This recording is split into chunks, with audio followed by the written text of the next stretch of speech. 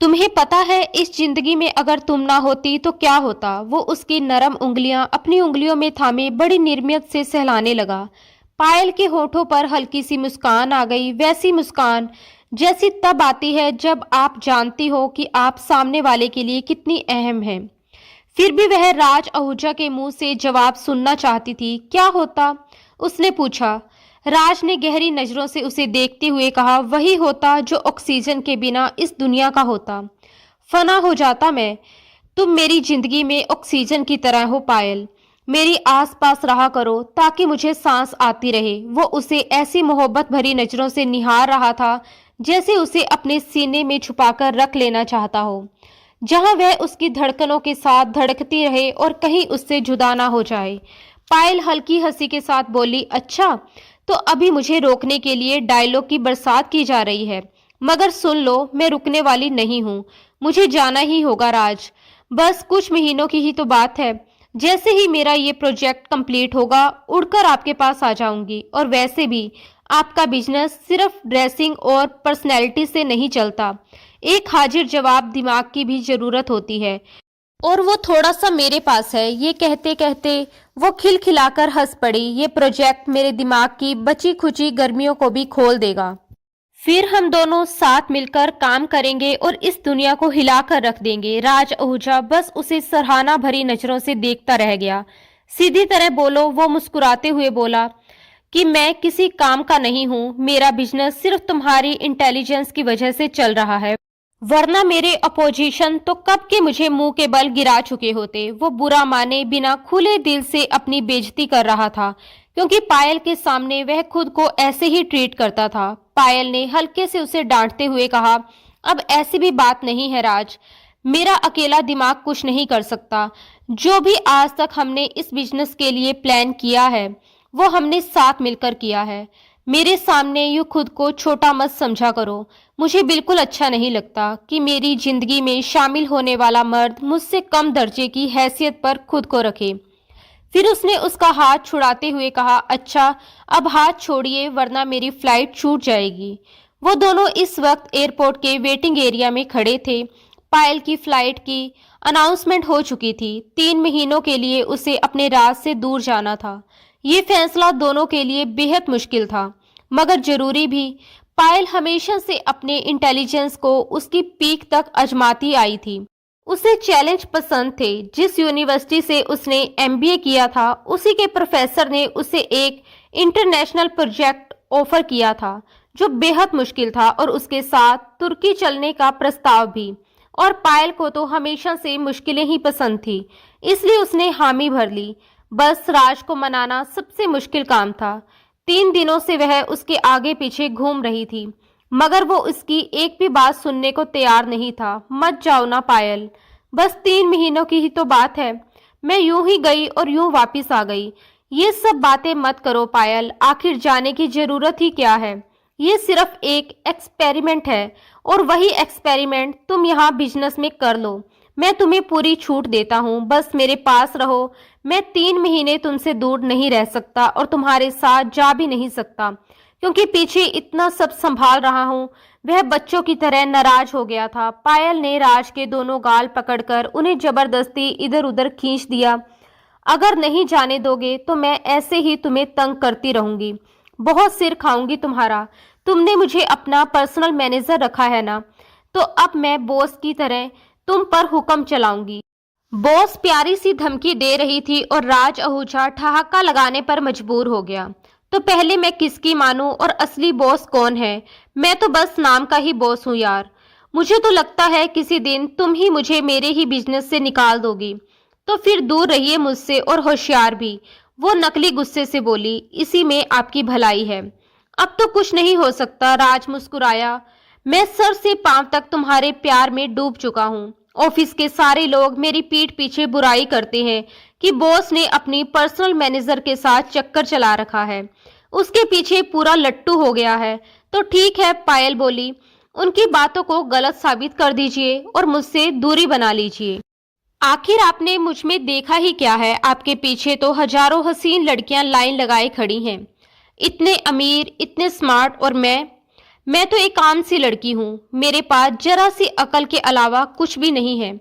अच्छा, राज ने हंसते हुए कहा, तो अब तुम अपनी तारीफ मेरे मुंह से सुनना चाहती हो। वो दोनों एक अलग ही बहस में पहुंच चुके थे, मगर पायल जानती थी कि अंत में वह उसे मना ही लेगा। पायल लोअर मिडिल क्लास घराने से थी, मगर अपनी बुद्धिमानी के बल पर वह बहुत ऊंचे मुकाम तक पहुंचना चाहती थी। उसके सपने शुरू से ही बेहद बड़े थे। वह जानती थी कि मेहनत और दिमाग से इंसान दुनिया जीत सकता है। वह शुरू से ही स्कॉलरशिप पर पढ़ती आ रही थी। उसके माँ बाप को उसकी पढ़ाई का खर्च नहीं उठाना पड़ता था और वे इसी में खुश थे। उसने एफसीसी में पूरे बोर्ड में टॉप किया था और सबकी नज़रों में आ गई थी। हर यूनिवर्सिटी चाहती थी कि वह वहां स्कॉलरशिप पर पढ़े और उसका नाम रोशन करे। पायल ने दिल्ली की एक बहुत मशहूर यूनिवर्सिटी में एडमिशन लिया। वहां बैचलर्स करने के बाद उसने एमबीए में प्रवेश लिया।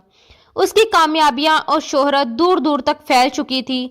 सबको यकीन था कि वह एक सफल बिजनेस वूमेन बनेगी। इसी दौरान उसकी मुलाकात एक मशहूर बिजनेसमैन राज आहूजा से हुई, जो यूनिवर्सिटी विजिट पर आया था।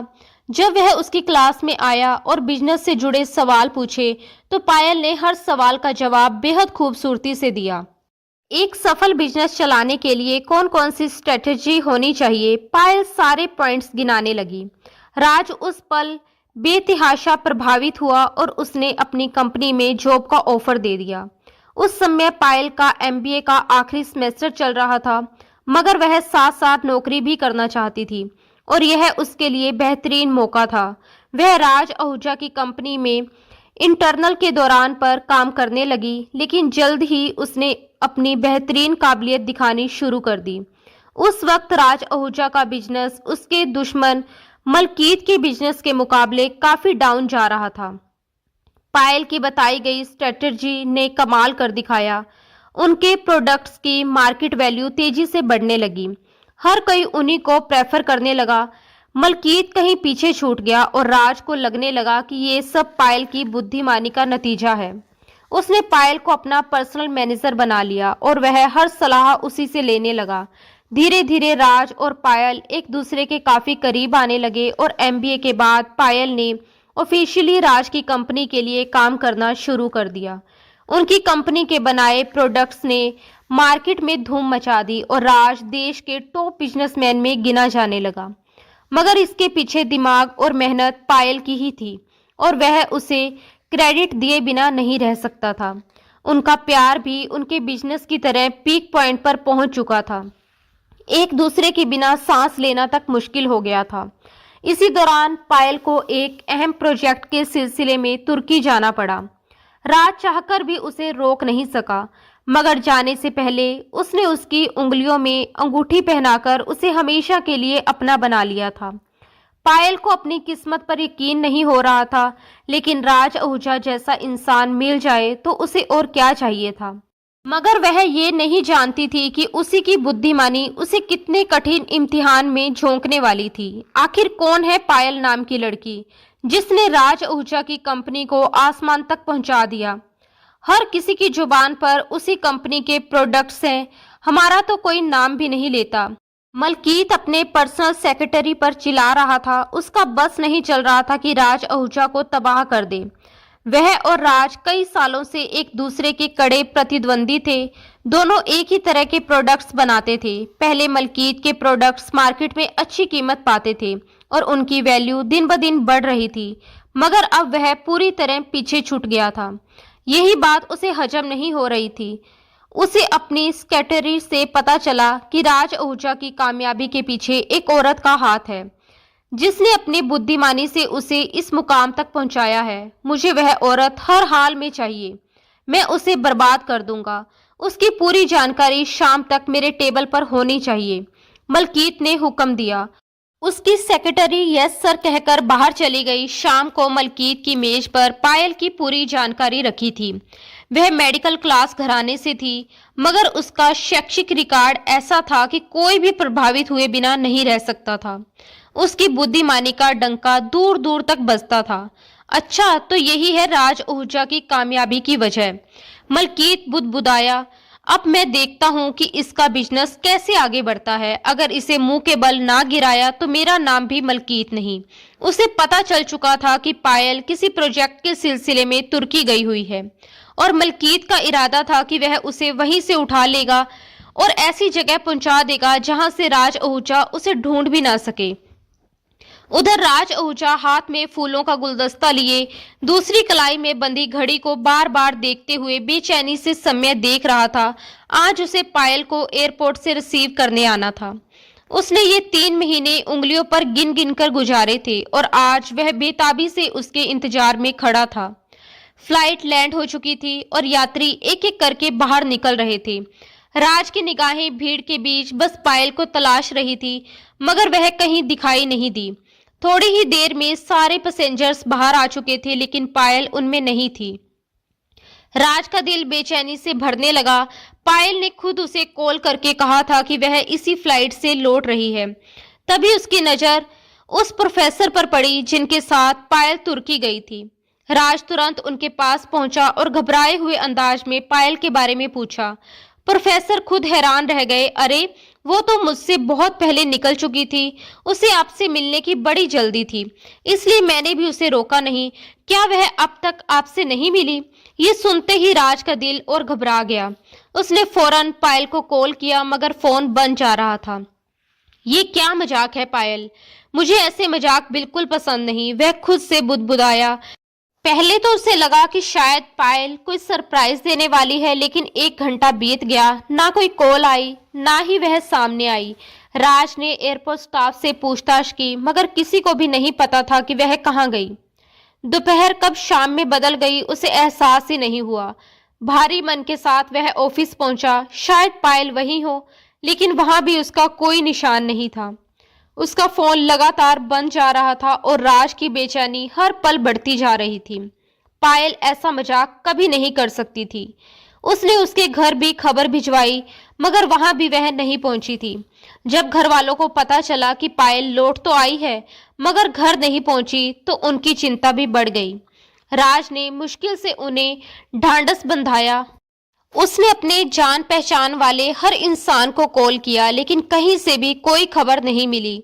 पूरा दिन इसी उथल पुथल में निकल गया और अब राज को यकीन होने लगा था कि कुछ बहुत गलत हो चुका है। अगर ये मजाक था तो बेहद घटिया था और पायल ऐसा कभी नहीं करती। उसके मन में बार बार डरावने ख्याल आने लगे। बेबस होकर उसने आंखें बंद की और भगवान से प्रार्थना की, बस मेरी पायल को कुछ ना हो। अगर उसे कुछ हो गया तो मैं भी जिंदा नहीं रह पाऊंगा। उसकी आंखों से एक आंसू बह निकला। उसी पल उसे पायल की हंसती मुस्कुराती आंखें याद आ गई और अगले ही पल उन्हीं आंखों से बहते आंसू उसकी कल्पना में उभर आए। घबराकर राज ने आंखें खोल ली। उसका दिल साफ कह रहा था कि पायल किसी बड़ी मुसीबत में है। उसने अपनी पहुंच की हर जगह से पता लगवाया, लेकिन आधी से ज्यादा रात बीत जाने के बाद भी कोई सुराग नहीं मिला। आखिरकार उसे पुलिस में रिपोर्ट दर्ज करवानी पड़ी, क्योंकि पायल राज के साथ ऐसा भद्दा मजाक कर ही नहीं सकती थी। पुलिस ने अपनी कार्रवाई शुरू कर दी, मगर राज आहूजा को एक पल का भी सुकून नहीं मिला। प्रोफेसर से भी पूछताछ हुई, मगर उन्होंने बताया कि एयरपोर्ट पर पायल उनके साथ थी। फिर अचानक उसे एक कॉल आया और वह जल्दी जल्दी बाहर चली गई। उसके बाद वो कहाँ गई उन्हें भी नहीं पता था। वक्त अपनी रफ्तार से भाग रहा था और राज हर गुजरते पल के साथ टूटता जा रहा था।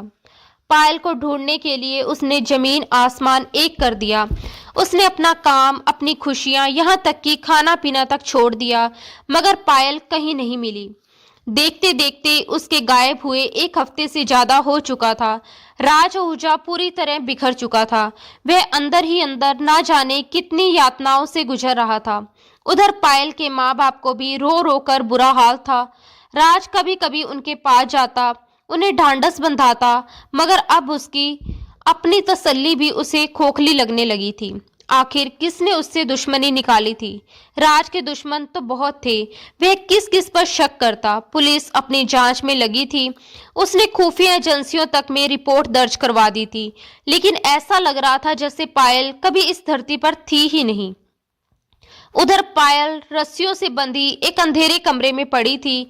उसके मुंह पर पट्टी बंधी हुई थी और वह डर से आंखें फाड़ फाड़ कर इधर उधर देखने की कोशिश कर रही थी, मगर अंधेरे में कुछ भी साफ नजर नहीं आ रहा था। तभी अचानक कमरे का दरवाजा खुला और किसी के कदमों की आहट गूंज उठी। वह छटपटाकर खुद को छुड़ाने की कोशिश करने लगी। वह आदमी धीरे धीरे उसके पास आया, कुर्सी के दोनों बाजुओं पर हाथ टिकाकर उसका चेहरा अपने बिल्कुल सामने कर लिया। पायल ने उसे कहीं देखा था, ये उसे महसूस हो रहा था, मगर याद नहीं आ रहा था कि कहाँ। पहचानने की कोशिश कर रही हो, उसने जहरीली आवाज में कहा कि चलो मैं खुद ही अपना परिचय दे देता हूँ। मैं मलकीत हूँ, राज आहूजा का सबसे बड़ा दुश्मन। जो मेरे दुश्मन का अपना होता है वह मेरा दुश्मन बन जाता है। मुझसे दुश्मनी बहुत महंगी पड़ती है, ये बात तुम जल्द ही समझ जाओगी। वह अपनी ही बातों में डूबा बोलता जा रहा था, बिना ये सोचे कि पायल अभी भी बोल नहीं सकती। अब सुनो, वह और पास झुक गया। मैं तुम्हारे सामने दो रास्ते रखता हूँ। पहला, अगर इसे मान लो तो पहले से भी बेहतर जिंदगी जी सकती हो। मेरे साथ काम करो, अपने दिमाग और मेहनत से मेरे बिजनेस को फिर उसी ऊंचाई पर पहुंचा दो। तुम्हारी बिजनेस स्ट्रेटजी मुझे बहुत पसंद है। अगर तुम मेरे लिए काम करोगी तो मैं तुम्हें हर सुविधा, हर ऐशो आराम दूंगा। बोलो, मंजूर है? वह और नजदीक आ गया। पायल की आंखों में नफरत और गुस्सा साफ झलक रहा था। उसने उसके मुंह से पट्टी हटाई तो पायल आग उगल पड़ी। मैं लानत भेजती हूँ तुम पर, तुम्हारे बिजनेस पर और तुम्हारी सोच पर। मलकीत जोर से हंसा। मुझे पता था तुम पहला रास्ता नहीं चुनोगी, इसीलिए दूसरा भी तैयार है, और इसे मानना तुम्हारी मजबूरी होगी, क्योंकि अब तुम्हारे पास कोई और चांस नहीं है। उसकी मुस्कान और भी ठंडी हो गई। आज के बाद तुम अपनी हर सांस, हर सुबह, हर धड़कन को कोसोगी। आईना देखोगी तो खुद से नफरत होने लगेगी, और अगर राज आहूजा ने तुम्हें देख लिया तो वह पास आना तो दूर, तुम्हें देखकर भी पीछे हट जाएगा। यही हाल करने वाला हूं मैं तुम्हारा। बहुत दिनों बाद ऐसा खेल खेलने जा रहा हूं, मजा आएगा। उसने एक पल रुककर कहा, हालांकि तुम बेहद खूबसूरत हो, इसलिए मेरा दिल नहीं मानता, मगर मजबूरी है। दरअसल तुमने ही मुझे इस सब पर मजबूर किया है।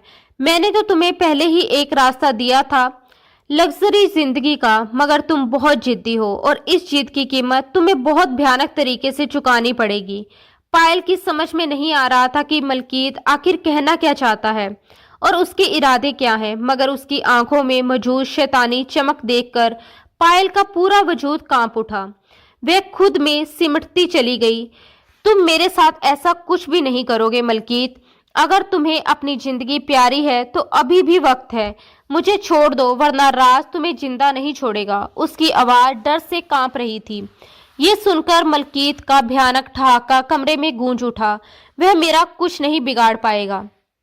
मुझे बहुत अच्छी तरह पता है कि तुम उसकी मैनेजर ही नहीं, उसका इश्क भी हो। उसकी जान बसती है तुम में, और अब जाकर मेरे हाथ उसकी सबसे बड़ी कमजोरी लगी है। देखना, अब मैं उससे असली बदला लूंगा। कितने अरसे से इसी मौके की तलाश में था कि राज आहूजा पर वार कर सकूं, उसे मुंह के बल गिरा सकूं। पायल ने नफरत से कहा, तुम जैसे गिरे हुए इंसान किसी को क्या गिराओगे? अगर मुझे एक और जिंदगी भी मिल जाए तो वह भी मैं राज आहूजा पर कुर्बान कर दूंगी, और जिस दिन उसने मुझे ढूंढ लिया उस दिन तुम अपना अंजाम खुद देख लेना। पायल के तिरस्कार भरे शब्दों से मलकीत का चेहरा गुस्से से लाल हो गया। अचानक उसने जोरदार तमाचा मारा, जिससे पायल दर्द से तड़प उठी और कुर्सी के साथ जमीन पर गिर पड़ी। प्रकाश, उसने अपने आदमी को आवाज दी। एक काला मोटा आदमी कमरे में दाखिल हुआ। इस चिड़िया के बहुत पर निकल गए हैं, अब इन्हें कुतरना पड़ेगा। तुझे पता है ना इसके साथ क्या करना है? प्रकाश ने शैतानी हंसी के साथ हाँ में सिर हिलाया। पायल की सांसें जैसे गले में अटक गई। उसके इरादे बिल्कुल ठीक नहीं लग रहे थे। प्रकाश हाथ में इंजेक्शन लेकर उसकी ओर बढ़ा। नहीं, मेरे करीब मत आना। वह छटपटाकर खुद को छुड़ाने की कोशिश करने लगी, मगर सब बेकार था। अगले ही पल इंजेक्शन उसके बाजू में उतर चुका था। पायल ने होश में रहने की पूरी कोशिश की, मगर धीरे धीरे उसकी आंखें भारी होती चली गई। उसे पिंकी बाई के कोठे पर पहुंचा दो, जब हर रात एक नए मर्द का बिस्तर गर्म करेगी तब इसकी अकड़ टूटेगी। बेहोशी में डूबते हुए उसके कानों में मलकीत की आवाज गूंजी। फिर प्रकाश की गंदी आवाज आई, बॉस, क्यों ना पहुंचाने से पहले इस मलाई को थोड़ा चख लें। मलकीत ने ठंडे स्वर में कहा, सोचना भी मत। पिंकी बाई अनटच माल के अलावा कुछ भी नहीं लेती और वह इतनी तेज है कि एक नजर में पहचान लेती है। उनकी बातें सुनते सुनते पायल की चेतना जवाब दे गई और वह पूरी तरह बेहोश हो गई। यहीं से उसकी असली तकलीफ की शुरुआत हुई। उसे मुंबई के एक मशहूर कोठे पर पहुंचा दिया गया। जब उसकी आंख खुली तो वह एक अंधेरे कमरे में थी। दिमाग धीरे धीरे होश में आया और मलकीत की बातें याद आते ही उसका शरीर कांप उठा। हल्की रोशनी में उसने कमरे को देखा। अजीब सी महक, चटकीले भड़क पर्दे और एक तरफ छोटा सा बिस्तर। उसे समझने में देर नहीं लगी कि वह किस दलदल में फंस चुकी है। वह बेतहाशा दरवाजा पीटने लगी। तभी एक मोटी सी भद्दी औरत अंदर आई। पायल की चीखें, उसका रोना, उस औरत पर कोई असर नहीं पड़ा, जैसे ये सब उसके लिए रोज का तमाशा हो। मुझे छोड़ दो, मैं हाथ जोड़ती हूँ, पायल गिड़गिड़ाई। औरत ने बेरुखी से कहा, बार बार यही सब बोलकर अपना और मेरा वक्त मत बर्बाद कर।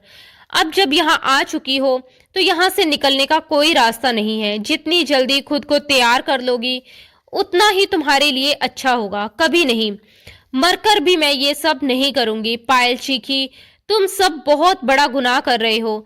जिस दिन वह मुझे ढूंढता हुआ यहाँ आ गया, तुम सबकी मौत तय है। अभी भी वक्त है, मुझे छोड़ दो। मैं वादा करती हूँ मैं तुम्हें बचा लूंगी, तुम्हारा नाम तक नहीं लूंगी। पायल रोते रोते पिंकी बाई के पैरों में गिर पड़ी, मगर पिंकी बाई ने बेरहमी से उसे एक जोरदार ठोकर मार दी। फिर वह तमतमाकर बोली, यहाँ आने वाली हर लड़की यही राग अल्पाती है।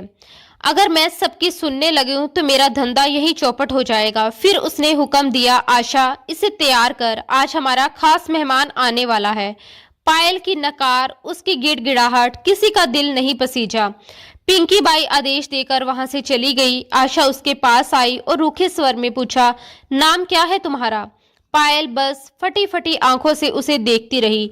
आशा ने कंधे उचकाए, कोई बात नहीं, यहाँ असली नाम से किसी की पहचान नहीं होती।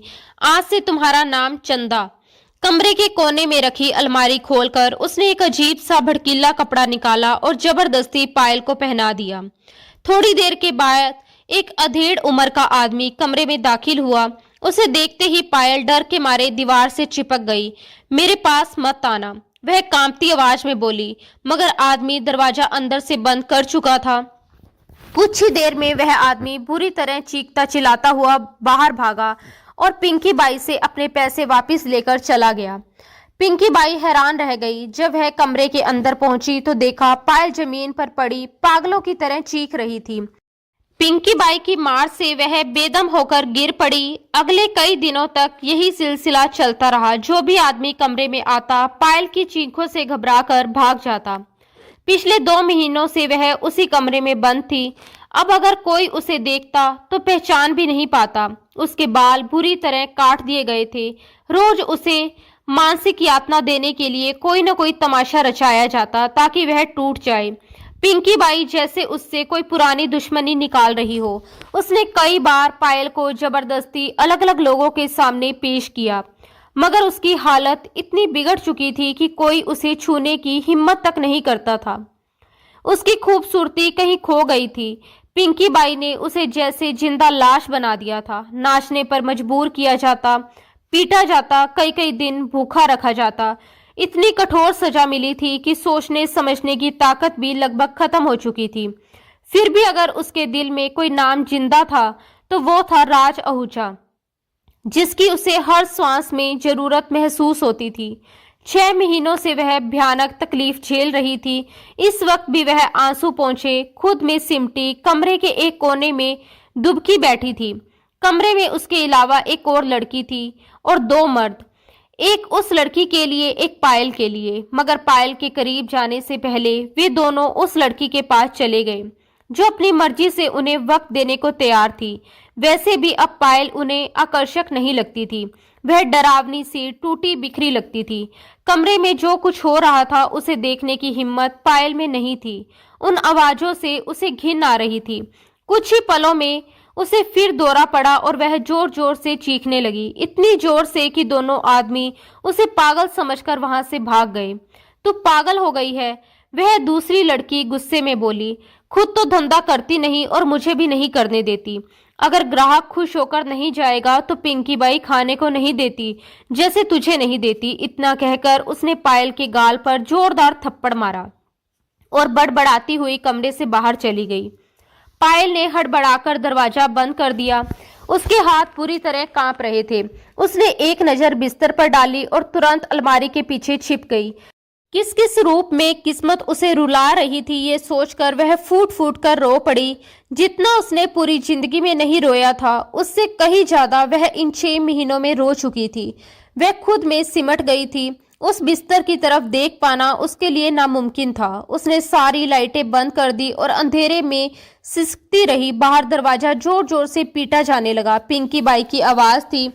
उसी की वजह से पायल पिछले कई महीनों से यहाँ कैद थी, लेकिन आज भी पायल ने दरवाजा नहीं खोला। इन्हीं हरकतों की वजह से वह रोज पिटती थी और पिंकी बाई ने उसके बाल तक काट दिए थे। उसने अपने कान कसकर बंद कर लिए ताकि किसी आवाज का जहर उसके भीतर ना उतर पाए। हे भगवान, मेरी मदद करो, वह सिसक उठी। डर उसकी रग रग में दौड़ रहा था। कभी बोल्ड और कॉन्फिडेंट रहने वाली लड़की कहीं खो चुकी थी। अब सिर्फ एक डरी, टूटी फूटी, कांपती हुई लड़की बची थी जो खुद को संभालने की कोशिश कर रही थी, मगर उसका अपना वजूद ही संभल नहीं पा रहा था। धीरे धीरे 6 महीने बीत चुके थे। क्या राज आहूजा ने एक बार भी उसे ढूंढने की कोशिश नहीं की?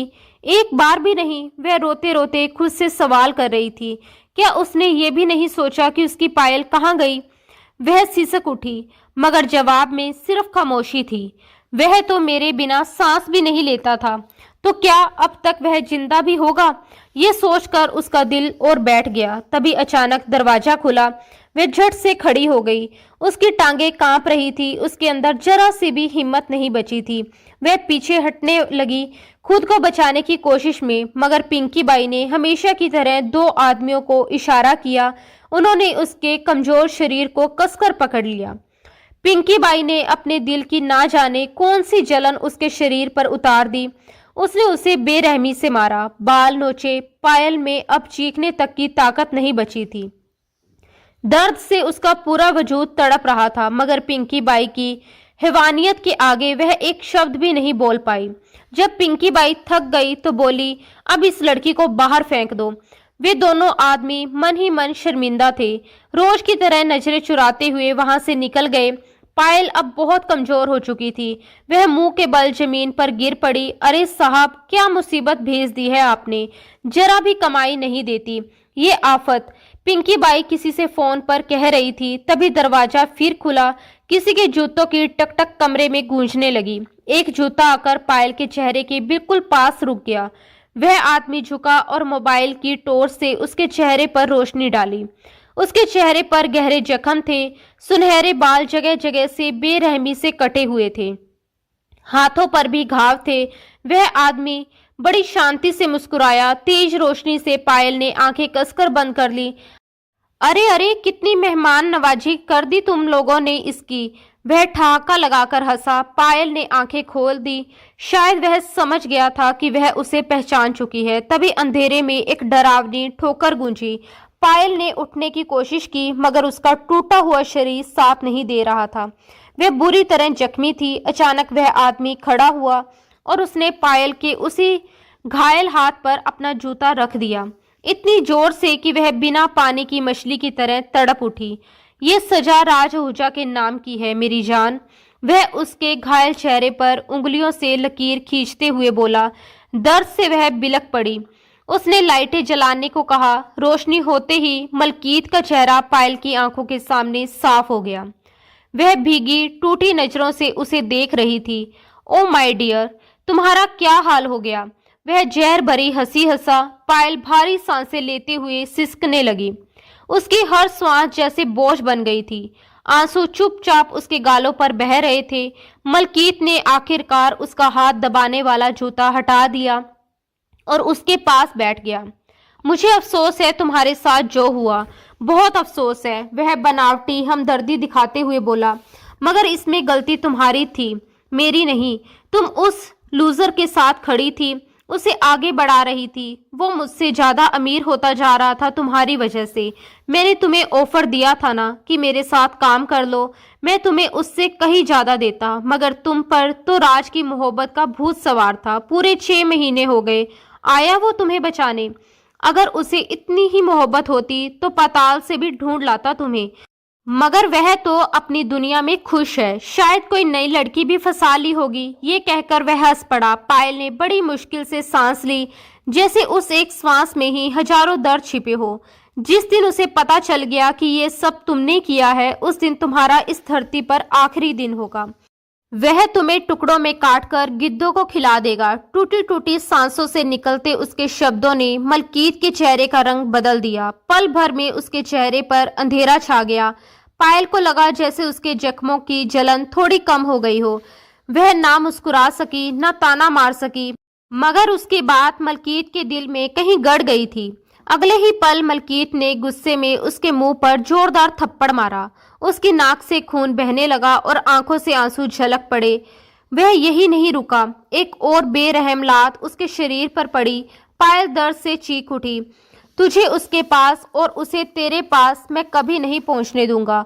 वह दहाड़ा, जो भी राज आहूजा तक तुझे पहुंचाने की कोशिश करेगा उसे मैं मार डालूंगा। पायल डर से सुकड़ गई, जैसे उसकी सारी मानसिक ताकत खत्म हो चुकी हो। मलकीत बाहर निकल गया। मैंने कहा था इसे किसी जंगली कुत्ते के आगे डाल दो। वह पिंकी बाई पर भड़का। अरे साहब, आज ही कर देती हूँ। वह औरत मुस्कुराई। मलकीत ने सिर हिला दिया। पायल का मर जाना ही उसके लिए सबसे सही रास्ता था। इससे पहले कि राज आहूजा उसे ढूंढ पाता, वह उसका नामो निशान मिटा देना चाहता था। उधर राज आहूजा की कंपनी फिर से डाउन जा रही थी, क्योंकि उसका ध्यान बिजनेस में था ही नहीं। वह पूरी तरह पागल हो चुका था। बिखरे बाल, अस्त व्यस्त हालत। जो भी उसके पास आता वह उस पर चीख चिल्लाकर निकाल देता। उसे बस एक ही खबर सुननी थी, पायल की। इन 6 महीनों में उसने उसे कहां कहां नहीं ढूंढा। पुलिस, खुफिया एजेंसियां, सबकी मदद ली, मगर कोई नतीजा नहीं निकला। सबका यही कहना था कि शायद पायल अब जिंदा नहीं है, क्योंकि अगर वह होती तो कहीं ना कहीं से कोई सुराग जरूर मिलता। ये बात राज को तमाचे की तरह लगती थी। वह जिंदा है, उसने अपने दिल पर उंगली रखते हुए कहा था, और जिस दिन वह मरेगी मुझे यहाँ महसूस हो जाएगा। एसएचओ ने कहा कि सर, अगर आपको किसी एक व्यक्ति पर शक है तो हम उसकी इन्वेस्टिगेशन शुरू कर देते हैं। मेरे दुश्मनों की लिस्ट लंबी है, राज बोला, लेकिन मेरा सबसे बड़ा दुश्मन मलकीत है। मुझे उसी पर शक है सर, उसकी जांच हम कई बार कर चुके हैं। एसएचओ ने नरमी से कहा। वह इस मामले में बिल्कुल क्लीन है, और वैसे भी उसकी दुश्मनी आपसे है, पायल मैडम से नहीं। हो सकता है वह खुद कहीं छिप गई हो। ये सुनकर राज का खून खोल उठा। ये नामुमकिन है, वो दहाड़ा। वह किसी मुसीबत में है और मैं यहाँ आराम से बैठा हूँ। वह उठकर खड़ा हुआ और अपने बाल खींचने लगा। जाओ, यहाँ से निकलो, और तभी वापस आना जब कोई अच्छी खबर हो, वरना कभी मत आना। मैं उसे खुद ढूंढ लूंगा। 6 महीनों में मिली हर जानकारी बस एक ही बात साबित करती थी, पायल मिसिंग थी। खुफिया एजेंसियों के मुताबिक वह एयरपोर्ट से टैक्सी में बैठकर गई थी। टैक्सी ड्राइवर ने एक पता दिया जहां उसने उसे छोड़ा था। राज खुद वहां पहुंचा। वह एक पुरानी टूटी फूटी बिल्डिंग थी, जैसे वहां आग लगी हो। सब कुछ जलकर राख हो चुका था। एजेंसियों ने बताया कि वहां एक जली हुई लड़की की लाश मिली थी, शायद पायल, मगर राज ने वह लाश खुद देखी थी। वह पायल नहीं थी, कोई और थी। उसे पूरा यकीन था कि पायल जिंदा है। बाकी सब उसे पागल समझते थे, मगर वह पागल नहीं था। उसे लगता था कि ये सब बस नजर का धोखा है। पायल आज भी कहीं जिंदा है। वह कमरे की बालकोनी में खड़ा एक के बाद एक सिगरेट पी रहा था। उसे याद आया, पायल को सिगरेट से नफरत थी। उसी के लिए उसने सिगरेट छोड़ दी थी, मगर अब वह नहीं थी, और अपने गम को हल्का करने के लिए वह धुएं में पनाह ढूंढ रहा था। अचानक उसका फोन बज उठा। स्क्रीन पर उसके खास आदमी बहादुर का नाम चमक रहा था। उसने तुरंत फोन कान से लगाया। बोला, बहादुर, मैं तुम्हारी ही कॉल का इंतजार कर रहा था। कोई अच्छी खबर है? उसने बेचैनी से पूछा। बहादुर बोला, सर, उस दिन से मैंने मलकीत का पीछा नहीं छोड़ा है। वह कहाँ जाता है, क्या करता है, सब पर नजर रखे हुए हूँ। अब तक तो सब कुछ सामान्य लग रहा था, मगर कल रात वह एक अजीब सी जगह गया और सर, वह बिल्कुल अकेला था। ना कोई बॉडीगार्ड था, ना कोई स्टाफ। वह पहले कभी वहां नहीं गया, इसलिए मुझे शक हुआ। बहादुर की बात सुनते ही राज आहूजा बेचैन हो उठा। कौन सी जगह? अभी एड्रेस भेजो, उसने उतावलेपन से कहा। नहीं सर, बहादुर ने तुरंत रोका। अभी आपका वहां जाना ठीक नहीं होगा, वरना मलकीत को शक हो जाएगा। पहले मैं खुद पता करता हूँ वह वहां किस मकसद से गया था, फिर आपको पूरी जानकारी दूंगा। राज झुंझला गया। कम से कम उस जगह का नाम तो बताओ, वो कौन सी जगह है? बहादुर ने हिचकिचाते हुए कहा कि सर, वह एक रेड लाइट एरिया है। ये सुनते ही राज आहूजा के तन बदन में जैसे अंगारे जल उठे। ये वही आखिरी जगह थी जहां उसने कभी पायल के बारे में सोचना भी नहीं चाहा था। नहीं, ऐसा नहीं हो सकता, उसने बेबसी से कहा। वो ऐसे इलाके में नहीं हो सकती। सर, आप परेशान मत होइए, बहादुर ने समझाया। मैं सब पता करता हूँ। आप ऐसा कुछ मत कीजिए जिससे मलकीत को शक हो कि हम उसका पीछा कर रहे हैं, नहीं तो 6 महीनों की मेहनत बर्बाद हो जाएगी। ये कहकर बहादुर ने फोन काट दिया। राज आहूजा बेचैनी से कमरे में चहलकदमी करने लगा। उसकी बेबसी उसे अंदर से तोड़ रही थी। पायल ऐसी जगह पर कैसे हो सकती है? उसकी आंखें भर आई। मलकीत, मैं तुम्हें जान से मार दूंगा, तुम्हारी हड्डियां जलाकर राख कर दूंगा अगर तुमने मेरी पायल के साथ कुछ भी गलत किया। तो वह गुस्से में दीवार पर मुक्का मारते हुए चिल्लाया। उसकी मुट्ठी से खून बहने लगा, मगर दिल की जलन कम नहीं हुई। वह पूरी रात बहादुर की कॉल का इंतजार करता रहा। आंखों में तीखी जलन थी। वह भगवान से प्रार्थना कर रहा था कि हे भगवान, मेरी पायल ऐसी जगह पर ना हो। उसकी हालत देखकर मैं मर जाऊंगा। मैं खुद को कभी माफ नहीं कर पाऊंगा। रात के करीब 3 बजे बहादुर की कॉल आई। उसने तुरंत फोन उठा लिया। हाँ बहादुर, बोलो। मैं तुम्हारी ही कॉल का इंतजार कर रहा था। सर, बहादुर बोला, मैंने बहुत गुप्त तरीके से अपने कुछ आदमी अंदर भेजे थे ताकि किसी को शक ना हो। उन्होंने पूरी जानकारी निकाली है। वहां पायल नाम की कोई लड़की नहीं है। ये सुनकर राज के होठों से एक लंबी भारी सांस निकली। उसमें सुकून भी था और बेचैनी भी। क्या पायल को ढूंढने की आखिरी उम्मीद भी खत्म हो गई थी?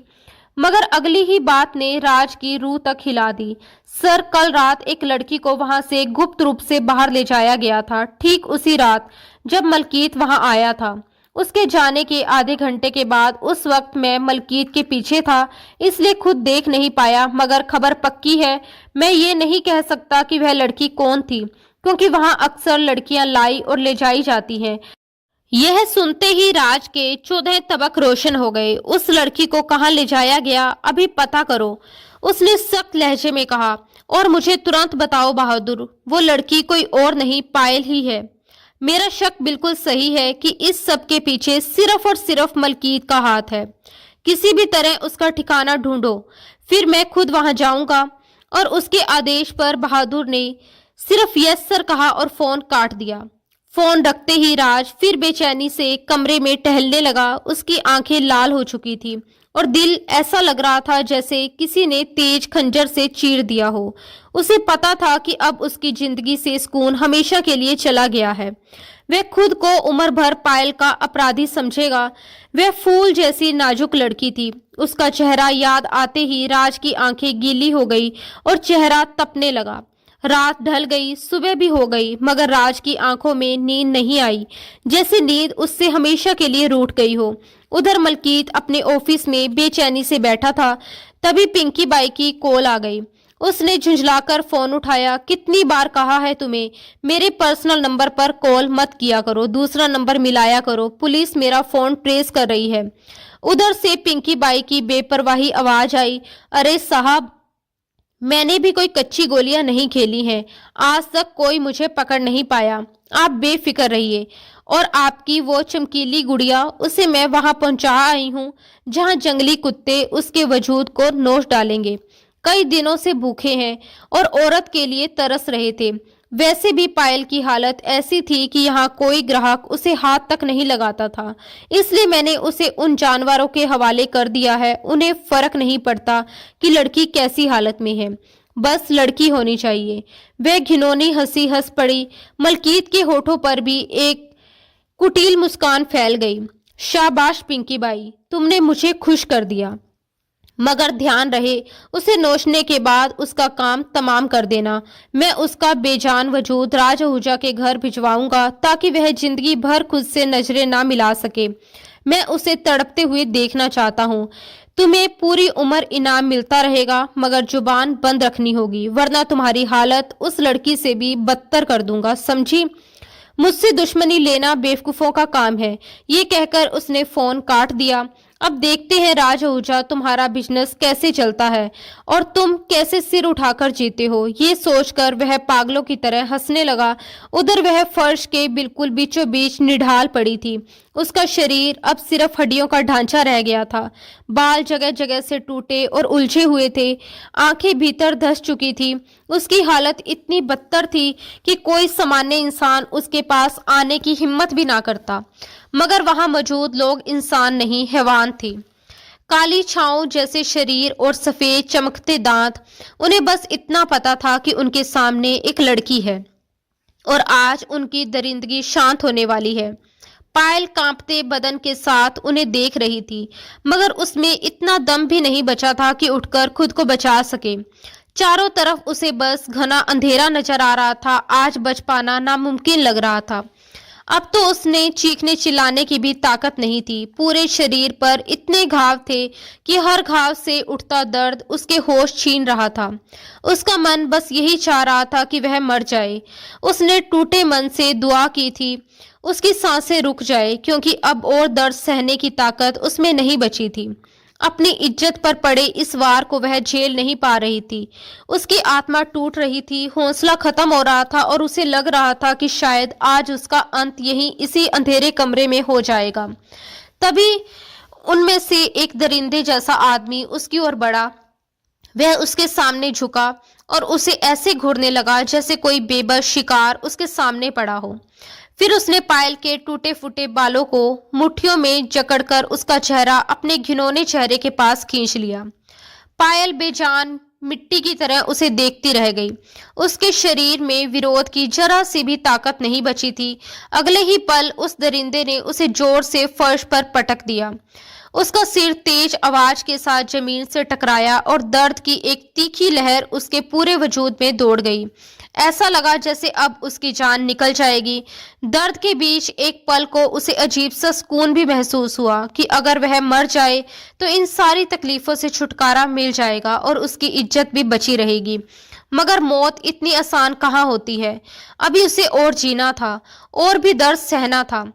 कई साएं एक साथ उसकी ओर झुकने लगे। पायल ने बची खुची सारी ताकत समेटकर दिल दहला देने वाली एक चीख लगाई और उसी चीख के साथ राज का नाम लिया।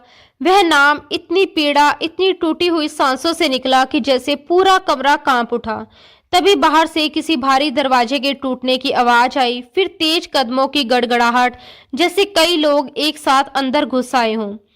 बेहोशी में डूबने से पहले पायल ने एक धुंधला सा दृश्य देखा। कोई पागलों की तरह दौड़ता हुआ सीधा उसकी तरफ बढ़ रहा था और फिर उसकी आंखें बंद हो गई। दोपहर के 12 बज चुके थे, मगर बहादुर की कॉल अब तक नहीं आई थी। राज की बेचैनी बढ़ती जा रही थी। इंतजार के अलावा उसके पास कोई रास्ता नहीं था। उसका दिल बार बार यही कह रहा था कि वह लड़की पायल ही है, मगर उसे कहाँ छुपाया गया है, उसका कोई सुराग नहीं था। तभी अचानक उसका मोबाइल बज उठा।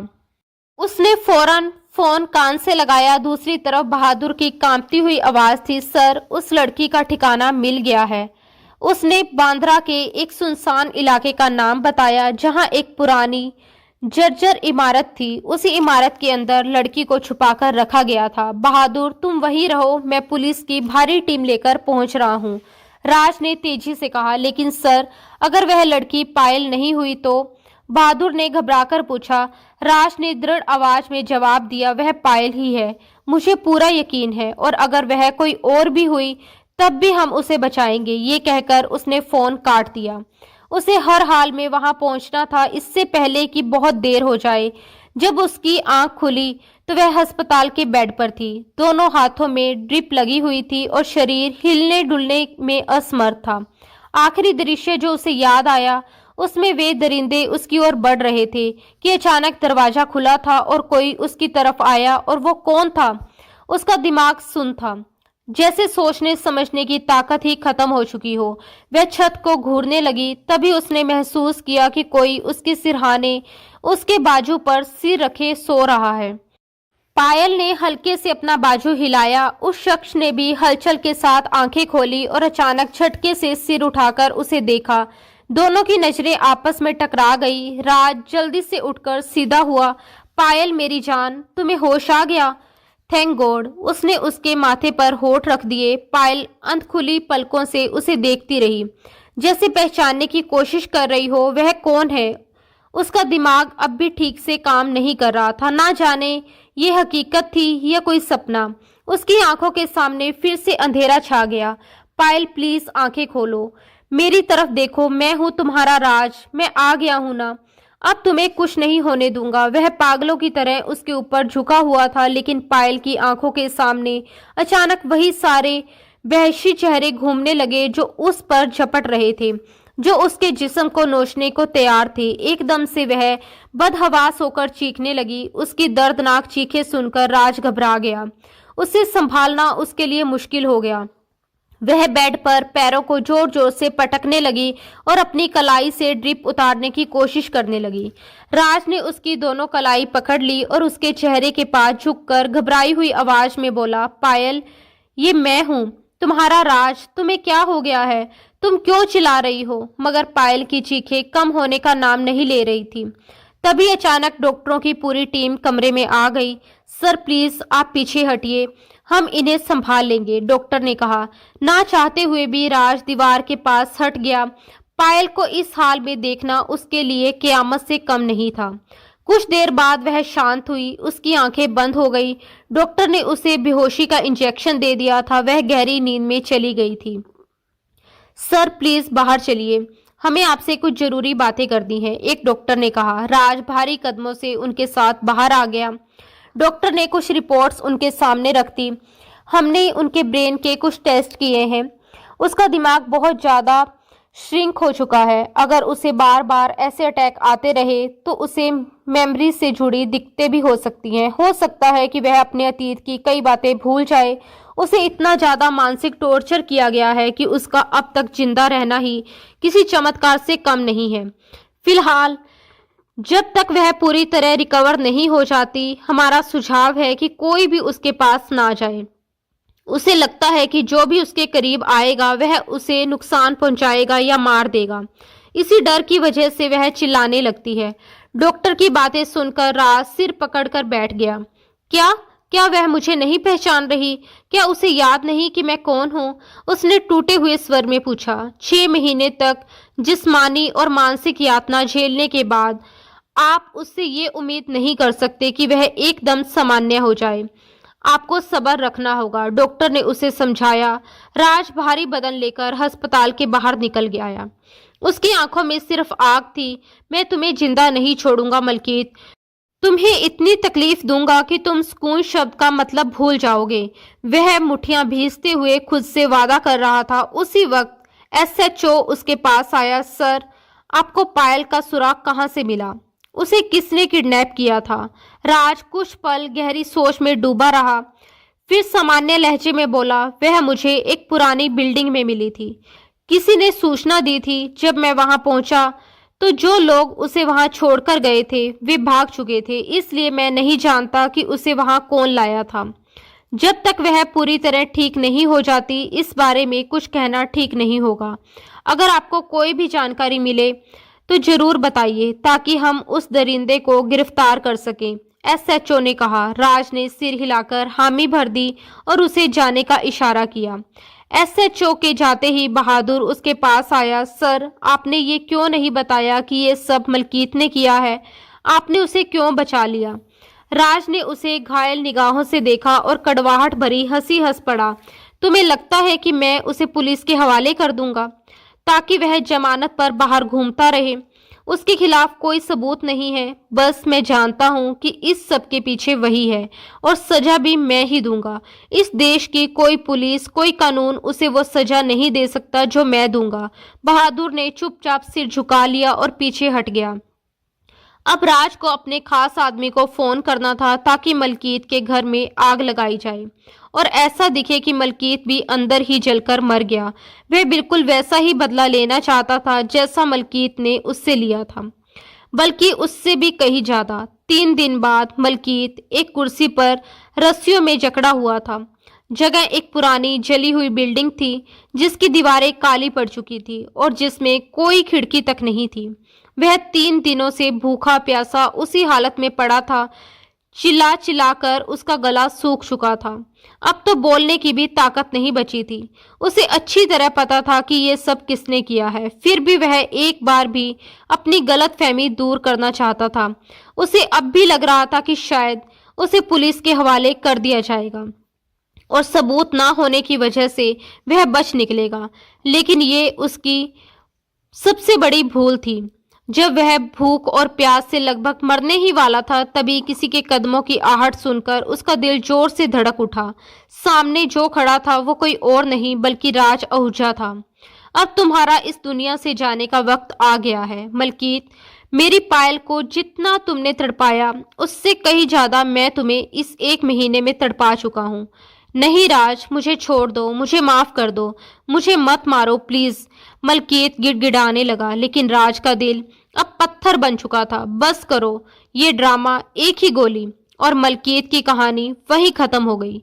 मलकीत की मौत के कुछ दिन बाद बस करो ये सब।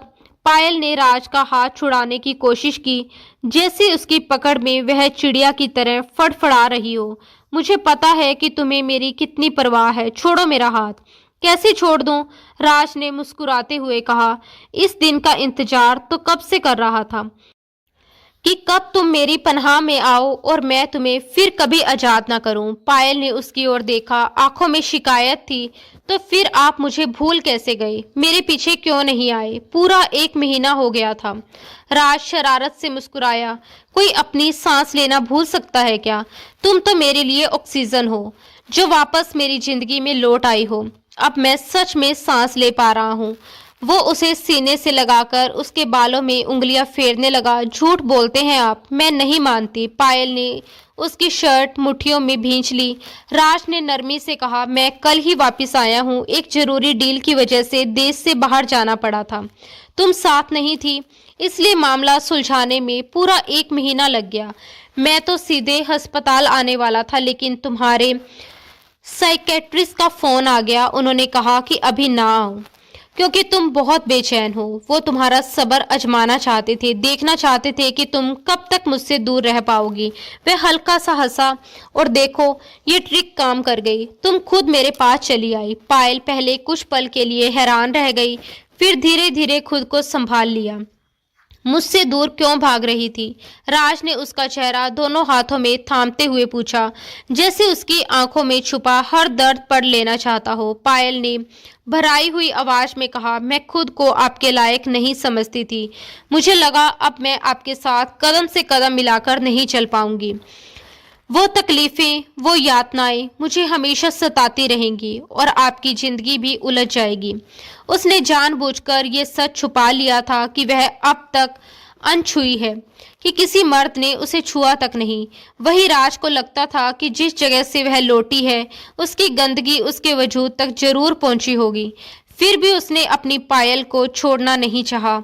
उसने उसे उसकी हर कमी के साथ अपनाया और ये सच जानने के बाद भी उसके दिल में पायल के लिए मोहब्बत जरा सी भी कम नहीं हुई। ये देखकर पायल की आंखें नम हो गई और उसका राज उसे कितना चाहता है। उसकी तकलीफें और टूटेपन के बावजूद वह तड़प कर उसके सीने से लग गई। भगवान ने मेरी किस्मत सुनहरे अक्षरों में लिखी है, वह रोते हुए बोली, जो मुझे तुम जैसा जीवन साथी मिला। अब तक तुम्हारी पायल सिर्फ तुम्हारी है राज, तुम्हारी पायल को किसी ने नहीं छुआ। ये सुनकर राज हैरान रह गया। उसने उसे और कसकर अपने सीने से भर लिया। उसके लिए तो यही काफी था कि उसकी पायल उसे वापस मिल गई है। लेकिन ये सच जानकर उसके दिल को और भी सुकून मिल गया कि वह सिर्फ उसी की है। पायल ने कोठे में बिताए एक एक पल की कहानी रो रो कर उसे सुनाई, जिसे सुनकर राज की आंखों में भी आंसू आ गए। आप भी मेरे लिए सांसों की तरह जरूरी हो गए हो, वह मासूमियत से बोली। मैं आपके बिना नहीं रह सकती। मैं पूरी कोशिश करूंगी कि पहले जैसी पायल बन जाऊं। राज हंस पड़ा। तुम जैसी भी हो मुझे मंजूर हो पायल। तुम्हें इससे बेहतर बनने की जरूरत नहीं, क्योंकि तुम मेरी मोहब्बत हो। मैं खुद को तुमसे कभी जुदा नहीं करूंगा। कहते हुए उसने उसे अपनी बाहों में भर लिया। अब एक पल भी तुमसे दूर नहीं रह सकता। मुझसे शादी कर लो, मेरी तन्हाई खत्म कर दो। वह उसके बालों को चूमते हुए बोला। पायल की धड़कन जैसे थम सी गई। आप ऐसे प्रपोज करेंगे तो मैं कैसे मना कर सकती हूँ। कहते हुए वह और गहराई से उसकी बाहों में छुप गई। मतलब मैं हाँ समझूं? राज ने उसे छेड़ा। पायल ने कुछ नहीं कहा, लेकिन राज आहूजा को सारे जवाब मिल चुके थे। उसके होठों पर मुस्कान फैल गई। चलो पहले घर चलते हैं, तुम्हारे माँ बाप तुम्हारे लिए बहुत परेशान हैं। वह उसे हॉस्पिटल से सीधे उसके घर ले आया। उसकी माँ उसे देखकर पहले तो सन रह गई। उन्हें यकीन ही नहीं हुआ कि उनकी पायल सामने खड़ी है। फिर वह दौड़कर उसे सीने से लगा लिया। पायल ने अपने माँ बाप को पूरी सच्चाई नहीं बताई। वह उन्हें और तकलीफ नहीं देना चाहती थी। उसने बस इतना कहा कि उसका एक्सीडेंट हुआ था और उसकी याददाश्त चली गई थी। और वही राज ने उसके माँ बाप से उसका हाथ मांग लिया। पायल के माँ बाप खुशी खुशी इस रिश्ते के लिए राजी हो गए थे। अगले ही दिन पायल राज की दुल्हन बनकर आहूजा निवास पहुंच चुकी थी। कमरे में से सजी थी और वह दिल थामे राज का इंतजार कर रही थी। उसे खुद पर ही यकीन नहीं हो रहा था कि इतना दर्द, इतनी तकलीफ और बीते अंधेरे दिनों से निकलकर वह आज इस मुकाम तक आ पहुंची है। आंखें बंद करते ही जब उसने इन खूबसूरत पलों को महसूस किया तो अगले ही पल राज का ख्याल आते ही उसके गाल हल्के से सुर्ख हो गए। उसे पता था कि इससे भी ज्यादा खूबसूरत पल अब राज की संगत में उसका इंतजार कर रहे हैं। वह बेड से उतरकर शीशे के सामने जा खड़ी हुई। बीते एक महीने में उसकी हालत काफी बेहतर हो चुकी थी। रंग रूप लौटने लगा था, बाल भी संवर गए थे और ब्यूटिशियन के हुनरमंद हाथों ने उसकी खूबसूरती को और भी निखार दिया था। अपने गुजरे दर्द भरे दिनों को याद कर वह हल्का सा सहर उठी। शायद जाने अनजाने मुझसे कोई पाप हुआ होगा जिसकी इतनी बड़ी सजा मिली, और शायद कोई पुण्य भी जिसके बदले मुझे राज जैसा हम सफर मिला। उसने मन ही मन सोचा कि एक आंसू उसके गाल से फिसला, जिसे उसने जल्दी से पोंछ लिया। उसी पल दरवाजा खुला और राज कमरे में दाखिल हुआ। सामने खड़ी अपनी सजी सवरी दुल्हन को देखकर वह धीरे धीरे उसके पास आया और पीछे से उसे अपनी बाहों में भर लिया। आज तुम्हारी आंखों में आंसू देख लिए, उसने प्यार से कहा, लेकिन आज के बाद ये आंसू सिर्फ खुशी के होंगे। उसे अपनी ओर घुमाकर उसने प्यार से उसकी आंखों को चूम लिया। फिर बड़े सलीके से उसकी ज्वेलरी उतारकर साइड टेबल पर रखी और उसे बेड पर बिठाया। जैसे ही उसकी नज़र पायल के शरीर पर पड़े पुराने जख्मों के निशानों पर गई, उसका दिल भीग उठा। पायल ने बहुत कुछ सहा था। वह चाहती तो मलकियत की डील स्वीकार कर आराम की जिंदगी चुन सकती थी, मगर उसने सब कुछ ठुकराकर सिर्फ राज के प्यार को चुना था। यही सोचकर राज ने खुद से वादा किया कि वह उसकी जिंदगी को खुशियों से भर देगा। उसने बड़े प्यार से उसके जख्मों के निशानों को छुआ, जैसे हर दर्द पर मरहम रख रहा हो। उसे रात दोनों एक दूसरे की संगत में अपने अपने जख्म भूलने लगे। दिलों का दर्द धीरे धीरे कम होने लगा और ये रात उनके लिए सुकून, अपनापन और नए सिरे से शुरू होने की उम्मीद लेकर आई थी। दोस्तों, आज की कहानी ने आपके दिल को कितना छुआ, ये हमें कमेंट बॉक्स में जरूर बताइए। अगर कहानी अच्छी लगी हो तो वीडियो को लाइक करना ना भूलें। ऐसे ही प्यार, दर्द और इमोशन से भरी रोमांटिक कहानियां रोज सुनने के लिए हमारे चैनल को सब्सक्राइब जरूर करें। फिर मुलाकात होगी दोस्तों अगली एक नई और दिल को छू जाने वाली कहानी के साथ। धन्यवाद दोस्तों। राधे राधे।